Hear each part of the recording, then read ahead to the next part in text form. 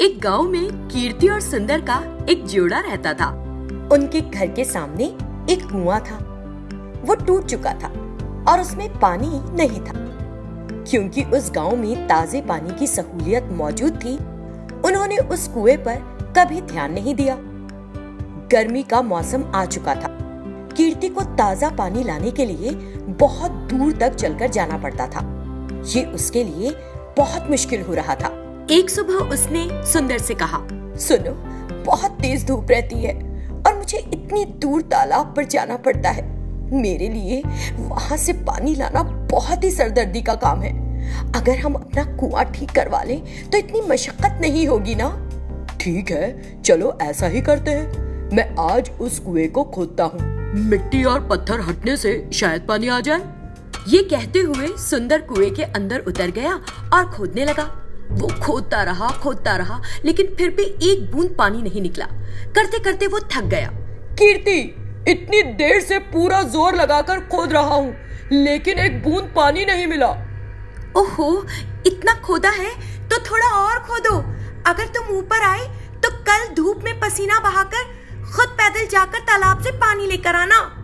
अरे नहीं, वो करने की जरूरत नहीं है। थोड़ा और खोदने पर पानी आ जाएगा। ये कहते हुए वो फिर से खोदने लगा। थोड़ी देर बाद उसे पानी आता सच में दिखाई दिया। कीर्ति, पानी दिखा। कुछ देर और खोदूंगा तो ऊपर आ जाएगा। ये कहते हुए सुंदर ने पानी चखा। तुरंत वो ऊपर आ गया और बोला, अरे कीर्ति, हमारी तो किस्मत खुल गई है। क्यों, क्या हो गया है जी? तुम ऊपर क्यों आ गए और किस्मत कैसे खुल गई?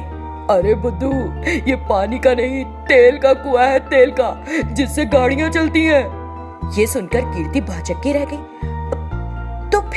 तो अब हमें क्या करना चाहिए? और क्या करेंगे कीर्तु, चलो सारे डिब्बे भरकर कल कस्बे में जाकर बेच देंगे।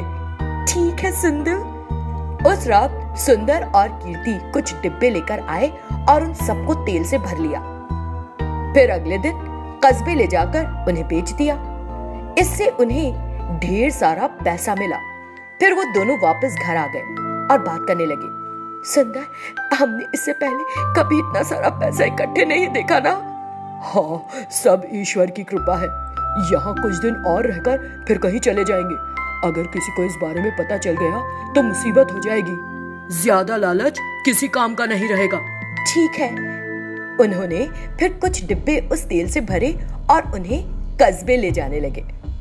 लल्लन नाम के एक आदमी ने उन्हें ये सब करते देख लिया। ये पति पत्नी उस कुएं से कुछ निकाल रहे हैं, मैं पता लगाता हूँ कि क्या है। ये सोचते हुए लल्लन ने उनके जाते ही उस कुएं से एक डिब्बा तेल निकाल लिया। अगले दिन सुंदर ने कीर्ति से कहा, कीर्ति, हमें इस गांव में और नहीं रहना चाहिए। चलो कहीं और चलते हैं।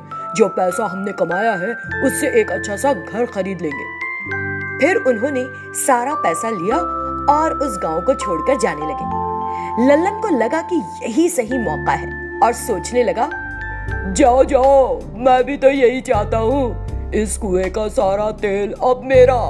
उनके जाते ही वो कुएं के पास गया और अंदर झांका, लेकिन उसे तेल दिखा ही नहीं। क्या हुआ? आज तो तेल दिख ही नहीं रहा। मुझे थोड़ा और खोदना चाहिए। ये सोचकर वो कुएं में कूद गया और खोदने लगा। काफी देर तक खोदने के बाद अचानक ढेर सारा तेल बाहर आ गया और वो उसमें डूबने लगा। अब मुझे बचाओ, वहाँ कोई है, मुझे बचाओ। इस तरह वो कुएं से चिल्लाने लगा। क्योंकि वहां तो कोई था नहीं, वो वहीं डूब गया। लालच में पड़कर उसने अपनी जान ही गंवा दी। देवी नाम की एक युवा लड़की सीतापुर में सब्जी बेचकर अपनी आजीविका कमाती थी। उसका घर गांव से कुछ दूरी पर था। वो अपने घर पर सब्जियों की खेती करती थी और उन्हें गांव में बेचती थी। दुर्भाग्य से वो एक भूत के वश में थी, इसीलिए वो रात को बाहर नहीं आती थी। रात में उस घर से अजीब सी आवाजें आती थीं। देवी के पास एक कुत्ता था। रात में चीखें सुनकर कुत्ता डर जाता था और लगातार भौंकता रहता था। मुझे सभी ग्रामीणों को भूतों में बदलना शुरू करना चाहिए। और वो सब्जी की टोकरी लेकर बाहर निकली। सब्जियाँ, सब्जियाँ, ले लो सब्जियाँ। तो एक औरत ने उसे रोका। ए लड़की, सब्जियों की कीमत क्या है? क्या तुम प्याज लाई हो? प्याज का मूल्य क्या है? 10 रुपए किलो मेम साहब। 10 रुपए किलो? तुम एक अच्छी लड़की जान पड़ती हो। और तो बाजार में 50 रुपए ले रहे हैं। मुझे 4 किलो प्याज दे दो। मैं बाकी सब्जियों को भी बहुत कम कीमत पर बेच रही हूँ। वे कीटनाशकों से भी मुक्त है, एकदम ताजा। ए लड़की, क्या तुम्हारे पास प्याज है? कैसे बेच रही हो? 10 रुपए किलो मेम साहब। 10 रुपए? तुम तो बहुत कम कीमत पर बेच रही हो। वो बाजार में अधिक पैसा वसूल कर रहे हैं। मुझे 5 किलो दे दो। देवी ने मन में सोचा, ओह, प्याज की अच्छी मांग है। कल से मैं प्याज में जहर मिलाकर इन लोगों को बेचूंगी। अगले दिन उसने प्याज में जहर लगाया और सुबह सुबह सब्जी बेचने निकल गई। सब्जियाँ, ताजी सब्जियाँ, ताजी प्याज, कम कीमत पर प्याज।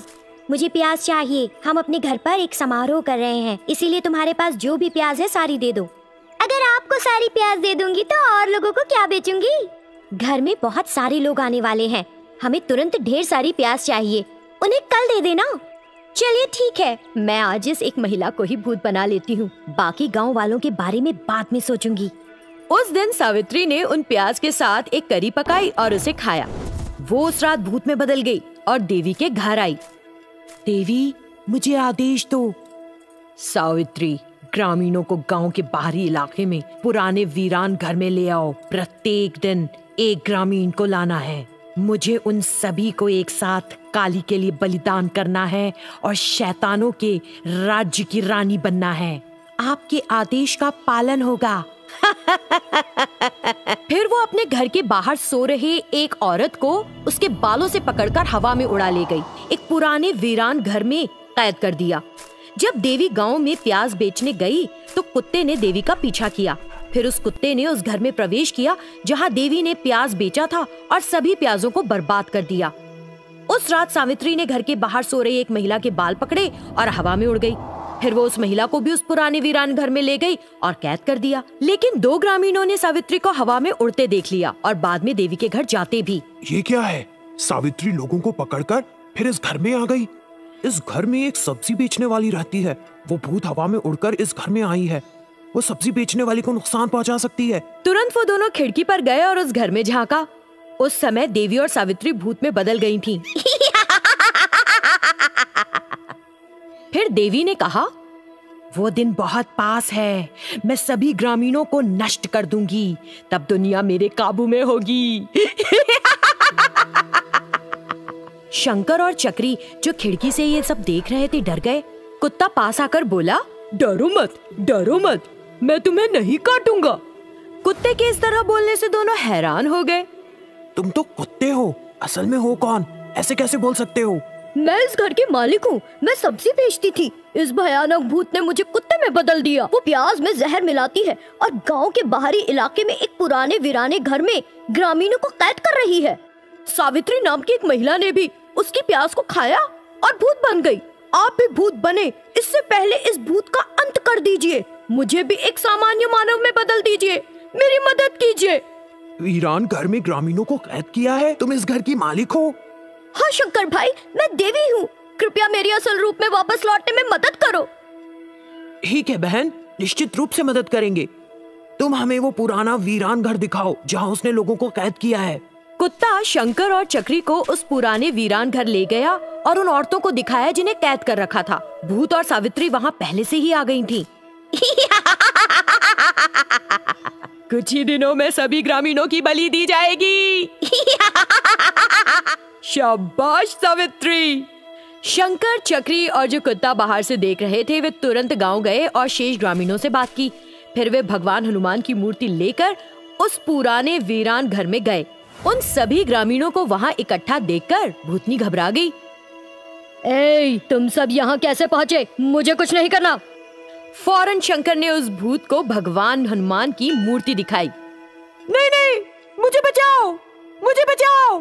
और इतना कहते ही भूत जलकर राख हो गए। कुत्ता और सावित्री अपने मूल रूप में वापस आ गए। आपने हम सभी ग्रामीणों की जान बचाई है, बहुत बहुत धन्यवाद। हमने नहीं, देवी ने जान बचाने में सबकी मदद की है। सबसे पहले हमें उसका धन्यवाद करना चाहिए। अगर हम एकजुट होकर कोई काम करते हैं तो खतरे से बच सकते हैं।